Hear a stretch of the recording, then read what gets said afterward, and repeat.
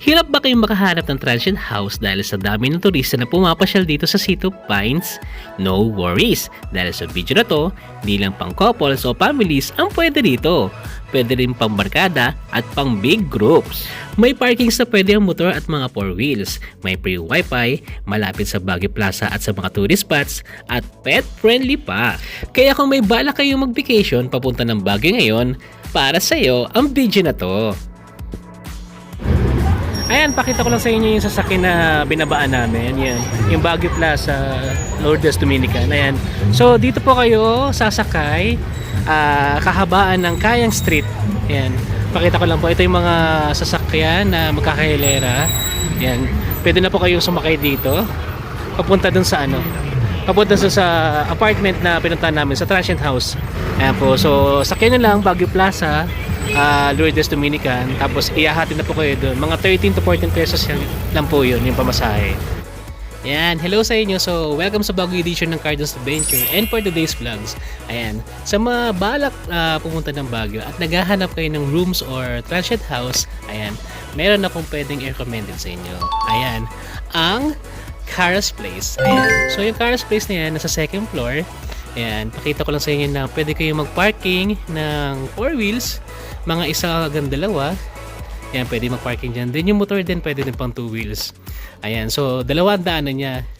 Meron sa likod at meron din sa harap. Ayan, so ihaharap ko lang tong camera para makita nyo pong full packaging itong Cara's Place na to. Ayan, so walking tayo ngayon sa entrance dito sa Cara's Place. Ayan, so pagpasok, itong gate na gray, open lang natin. Ayan, then pagpasok dito sa second floor na blue yung door. Ayan, papakita lang natin yung loob. Pero bago yan, ayan, pakita ko lang to, may mga tsinelas na para sa mga guests. Ayan, pwede nyo po suotin yun. Ayan, then pagpasok, ayan, meron sa gilid ng mga television. Ayan, then may mga salamin. At eto na po ang room. Ayan, so ang ganda, diba? Pagpasok mo, pwede siya ng pang-anim na tao. Ayan, tama, kung hindi ko nagkakamali. So, yung mga gamit namin, dito ko muna namin nilagay. Ayan, tapos pwede mag-upo dyan. So, yung higaan, pwede isa, dalawa. Then may mga design sila, madam. Ayan. Pagkatapos nyan, meron din dito sa kabila, isa pa for dalawahan. Then may kita nyo, may lamesa rito, chairs and tables. Ayan. So yung sa taas, natuwa ako kasi si madam mahilig sa mga ganito na mga design. May mga chandelier pa, di ba? Parang napaka-homey kasi parang hindi ka umalis sa mismong bahay niya. Ayan, then pakita ko lang dito, pag medyo bitin ka pa sa lamig, may electric fan, tapos may ref. Ayan, tapos yung lahat ng gamit sa kitchen, andyan na po. Ayan, yung rice cooker, may mga kutsara, tinidor, plato. Ayan, may gas stove. Ayan, so may mineral water. Ayan, mga gamit dyan. So may sabon na rin. So di ba pa, kompleto Ricardo's talaga yung gamit ni Ma'am Steph. Ayan. So pakita natin dito. Yan, iharap lang po natin. Yan. Ang ganda na tignan, di ba? Napaka-komportable ng lugar na to. Napaka-homey. Talagang hindi ka naalis sa bahay mo ibis na nagbabakasyon ka lang. Parang nandun ka lang sa mismong bahay. Ayan. So pakita ko lang din dito. Ayan. Dito, dire-diretso natin yung video. May mga items sila na binibenta sila, madam. Ayan. So, i-share ko lang po. Ayan. May mga naka-noted dito na for dear guests. Ayan, pakita natin dito. Thank you for purchasing products in our honesty shop. O, pwede kayong bumili dito kasi proceeds of this will go to our chosen charity. Yan. Diba? Ang nagmamagandang loob sila, Ma'am Steph, as well as the students that we continuously support. Yan. Your support will go A long way to help them. Yeah, a way to help them. Yan, maraming salamat po. Yan, so mga gustong bumili dito, may Honest Store, may mga price na nakalagay dito. Nasa 180 each. Yan. So, tulong na rin po kung sino yung pwede nilang masuportahan ng mga student. Ayan. May mga pang tali-tali sa buhok, mga headband. Ayan. So, yung pera, ilagay nyo lang po rito. Ayan. Hindi lang nilang ginagalaw yan. So, syempre, parang ginagaya nila sa Batanes Honesty Store nga. Then, yung logo nila na yan, Cara's Place. At meron pang isang higaan dito. Ayan, pandalawahan. So, pwede talaga pang-anim. Pero before, sabi ni ma'am, nagkasya yata yung 8 dito. So, additional na lang ng isa pang higaan. Yan, siguro tingin ko pwede sila dito sa higaan yan. Kasi medyo maluwag pa dito. So, napakaganda ng lugar na to. Talagang, feel mo talaga hindi ka nawala sa bahay niya. Nai-enjoy mo pa yung place. Malamig ang lugar. Tapos may konting overlooking pa sa labas. Yan po. Ayan, so pasok naman tayo dito sa loob. Ayan. Yung CR nila ay ganyan po. So, ang laki ng CR nila sa loob. Yan, may salamin, may hugasan din. Then alam ko may libre silang shampoo dito. Yan. Tapos may naka-noted dito, may nakalagay na towels for rent, 50 each. And kindly inform lang yung staff nila. Yan po, nakalagay. Yan, i-screenshot nyo lang po. Yan. Tapos, sunod, ito, may hot water. Ayan. So, yung nangyayari, nung nakikita nyo yung wiring na yan, kayo na po magkusang isaksak doon. Tapos, tansyahin nyo na lang dito. Pindutin nyo kung gusto nyo medyo mainit o medyo malamig o katamtaman. Ayan. Ayan ang pinaka-shower nila. Ayan. Maluwag din. Okay din ang bowl. O, di ba? Ang laki ng CR. Makakapag-basketball ka ba dito sa loob eh. Ayan. Tapos pakita ko lang yung labas. Ayan. Yan, hello! Hello sa kanila, yan. So, dito sa likod, may tambayan. Ayan. Yan, dyan nakatambay sila, Car at si Miyang. Ayan. So, before, hindi lang naka-display, may mga ilaw-ilaw, pa-ilaw sila dito. Ayan.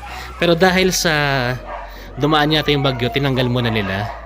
Pero, view ko dito. Yes, pakita natin yung view. Yan. Yes. So, malapit lang kami sa Mirador. Yung isa sa mga mga itinerary ng mga gustong pumasyal dito sa Baguio. Yan. Yung nakikita niyo yung mga ganyan. May mga tao dyan na nagsisipag picture dyan sa Mirador. Ayan. Yan na yung mismo yung Mirador. So, tatlo ang malapit sa amin eh. Yung Mirador, tapos yung Our Lady of Lourdes, tapos yung Heritage Park. Ayan. So, yung isa pang castle na Dragon Castle, isang sakay lang yun ng taxi o jeep yata papunta doon. Yan. So, malapit lang. Yes, malapit din dito sa Stone Kingdom. So, talagang yung place na to, isang lakaran lang. Yan, isang lakaran, saka isang sakayan lang. Yan, pakita ko rin yung tambayan dito. Ay, yung tambayan ng mga sasakyan. Ay, nabanggit ko kanina na pwede mag-parking dyan, isa, dalawa, tapos mga motor dito. And gusto niyo mag-chill, katulad ng ginagawa nila Car. Ayan. Tambay lang sila dito. Ayan, so explain lang sa amin kung ano yung magkano yung rate na nakuha namin kay Ma'am Steph dito. So within 2026, yan, ang price na neto per tao is 600. Ayan, tama, 600 per tao. Ayan, so kami, isa, dalawa, then yung bata ay libre na. Ayan. Pinalibre na ni Ma'am Steph. Ayan. So, magkano ba? 1,200. 1,200. Ayan. So, libre na yung bata kaya... Buong bahay yun ah. Yes, buong bahay na yun. Tapos, isa pa, ayun nabanggit ko nga, pet friendly. Ayan, pwede kayo magdala basta May diaper. may diaper yung aso nyo. Kaya may dala kayo ng mga basahan para pwede nyo i-dispose kung iihiman o pupo. Ayan. Tapos, ano pa ba? Kayo na pong bahalang mag-usap kasi sobrang bait ni Ma'am Steph kasi minsan hindi na siya nagpapa-down payment. Ayan. Depende po sa usapan nyo. Minsan, pwede kayo na mag-down ng 1,000. Minsan, pag medyo mabait-bait si Ma'am, talagang ibang usapan pag si Ma'am Steph ang kausap nyo. Ayan. At saka guys, disclaimer lang. Ayan. Halimbawa, nakapagpa-reserve na kayo kay Ma'am Steph. Mm-mm. Tapos, bumaba kayo ng, nandun kayo sa Victory Liner, terminal, tapos medyo na-hijack kayo ng ibang ranger, sasabihin na, ay, wag po kayo doon kasi malayo dito kayo sa amin. Wag kayo maniniwala kasi super lapit sa proper. Yes po. Si Ma'am Steph na nagsabi, within 5 to 10 minutes, galing dito, Nasa City Hall ka na. nasa City Hall ka na, okay, nandun ka na sa may Burnham Park. Yes. Ayan. May sakayan dyan ng mga jeep na pwede nyong i-commute from dito, galing doon. Ayan. Papakita ko yung mamaya. Hahanapin ko kung saan yung malapit na jeep. O kaya pwede kayo mag-taxi from galing dito, papunta sa mga city proper. Yes, ng 14 Baguio. pesos lang. Oo. Napakamura na yun. 14 ba? Parang 13 lang yata, no? 14 pesos. Oh, 14 pesos. Ayan. Ang lamig. Ang ganda pa ng view. Yan. Ayan, so pakita ko lang yung jeep na yan. So yung jeep na yan, biyaheng Baguio Plaza, Dominican Lourdes. Ayan. So ito yung palatandaan nyo, yung Dominican Mirador. Ayan. And then pakita ko lang itong Dominican Mirador Barangay Hall. Ayan. So parang ito na yung pinaka-landmark nyo papunta dun sa transient na kung saan kami naka-accommodate. Ayan. So ito na yung papasok papuntang Mirador. Ayan. So pakita ko na sa inyo kung paano papunta dun sa transient na pinuntahan namin, kung saan kami matutulog ngayon. Ayan. So yung way na yung paakyat kanina dun sa may Mirador, dito kayo pupunta pababa. Ayan. So yung palatandaan nyo rito, ayan, yung palusong pababa. Ayan, galing dun sa taas na kung saan ako nag-video kanina. May sakayan ng jeep papuntang Baguio Plaza. Ayan. Tapos Dominican yun nga yung Dominican Mirador. Ayan. So i-stop ko to, isusunod ko naman yung galing dun sa baba. Ayan. So galing dyan, pababa kayo rito. Ayan. Konting lakad lang to.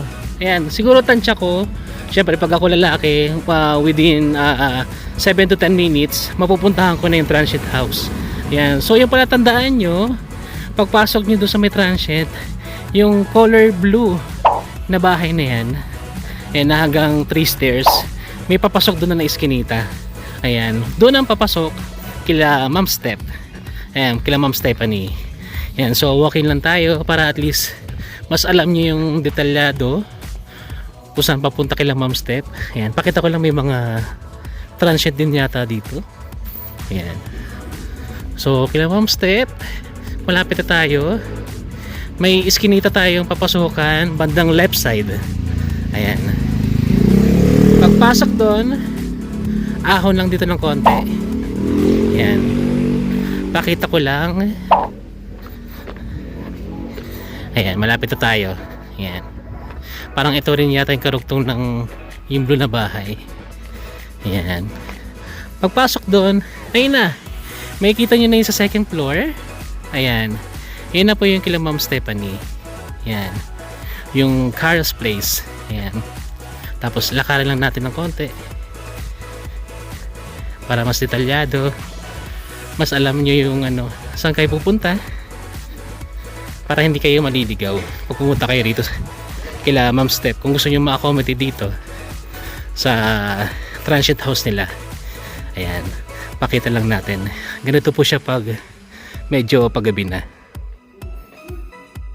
Hello, so bago matapos yung vlog namin, may papakilala po kami sa inyo na isa sa mga may-ari dito sa Baguio na may transit house, sila Ma'am Stephanie and Ma'am Remy, yan. So po, ito po, isa po, pwede silang makontak kung halimbawa gusto niyo pumunta dito sa Baguio. Yan. Ma'am, please po na invite niyo po sila sa inyong transit house. Okay. Yan po. Invite ko po kayo dito sa Carl's Place. Pwede niyo po i-check sa FB, Yes. Carl's Place or Backpackers Haven. Ayan. Dito po si Ate Remy. Ito po yung staff ko na mag-aasikaso sa inyo. Ayan. So, yung details sila, ilalagay ko na lang po sa baba. Yung mga telephone number, tapos yung FB page, para at least direct na po kayo sa kanila.